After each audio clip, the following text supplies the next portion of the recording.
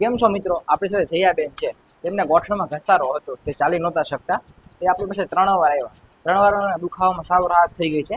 આપણે એમને પૂછીએ ટ્રીટમેન્ટ કરાવ્યા બાદ એમને કેમ છે. તો જયાબેન, તમે સારવાર કરી પછી કેમ છે?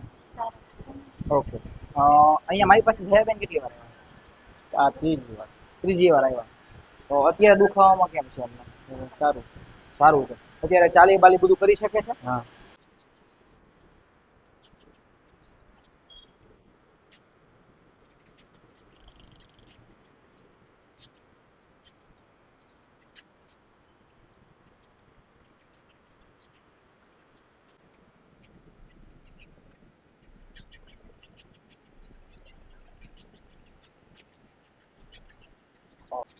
હાથ કાઢ નાખો. હા.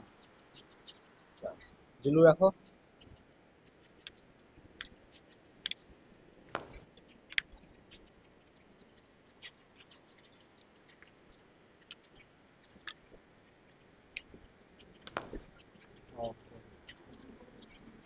ઢીલું રાખી દો.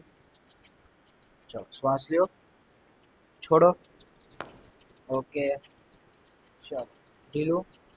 શ્વાસ લ્યો, છોડી દો. ઓકે. રિલેક્સ. શ્વાસ લેવાનો ઊંડો, છોડી દો. શ્વાસ લ્યો, છોડો. ઓકે. ઓકે.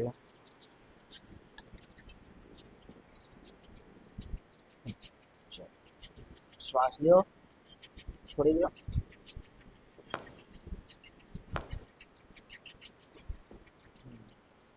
રિલેક્સ. ઢીલું ઢીલું. ઓકે.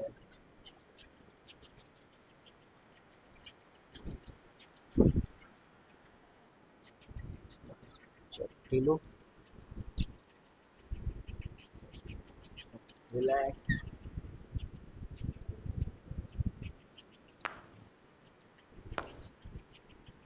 ઓકે.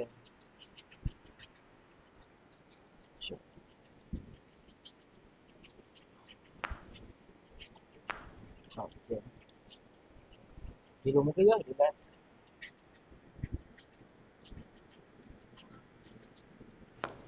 ઓકે. ઢીલો.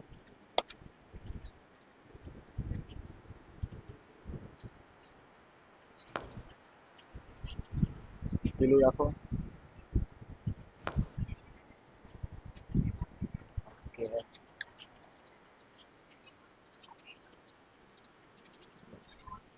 ચલો, ઢીલું રાખો. શ્વાસ લ્યો ઊંડો, છોડો. ઓકે. હજી એકવાર શ્વાસ લ્યો, છોડો. હજી શ્વાસ લ્યો, છોડો.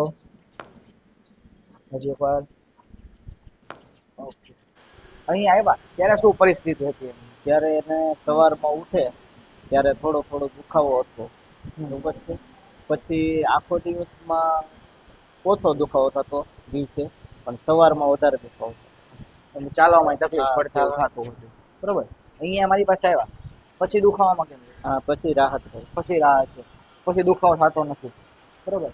તો અહીંયા મેં તમને કઈ ઝટકા માર્યા એમાં કઈ આમ દુખાવો વધી ગયો કે એવું કઈ થયું ના. હતું? એવું કઈ નહોતું થયું. તો લોકો બીતા હોય કે આવા વિડીયો જોયો કે આમ સાહેબ ઝટકા મારશે દુખાવો વધી જશે, ના, એવું કઈ થતું નથી. તો તમે મારી પાસે આવ્યા એની પહેલા બીજા કઈ ડોક્ટર પાસે ગયા હતા? હા, આ એક દોઢ વર્ષ જેવું થઈ ગયું છે. અમે મવા એકવાર ટ્રીટમેન્ટ કરાવેલી અને તેથી કમરનો દુખાવો હતો સર. બરોબર છે. પછી જ્યારે એને પગની એડીનો દુખાવો થયો ત્યારે પણ મવા આપણે એક હાર્ડવેર પાસે સર્જન છે એની પાસે ઇન્જેક્શન લેવડાવેલું એડીની અંદર. તો એનાથી તો 1 વર્ષ માટે દુખાવો બંધ રહ્યો. ટેમ્પરરી રિલીફ થતું હા. હતું. બટ અહીંયા આવ્યા બાદ હવે દવા બવા કઈ જરૂર નથી પડતી, ના. સારું થઈ જાય છે. બરોબર.